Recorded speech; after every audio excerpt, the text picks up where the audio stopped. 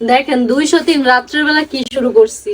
মানে আমাদের এখানে তো ধান ক্ষেত অনেক, মানে আমাদের পাশেই কিন্তু ধান ক্ষেত, আর এত পরিমাণের মশা আর কি পোকা জানি এগুলো। হ্যাঁ, ধানের পোকা পুরা ঘর আমার বইরা গেছে। আমি মনে করেন গতকালকে রাত্রেও শুইতে পারিনি গিয়া। এখন আজকে ওরা গেছে, ওরা দেখছে যে কি পরিমাণের পোকা। এখন ওই যে কি যে কয় এগুলো ধূপ, হ্যাঁ ধূপ কিনা নিয়ে আসছি, এগুলো দিলে নাকি যায়। একটু আগুন নাই চুলাতে, কি করবো এখন, এই যে আগুন জ্বালাই একটু কয়লা বানায় তারপর হচ্ছে ধূপ দিমু, দিয়া দেখি যায় কিনা।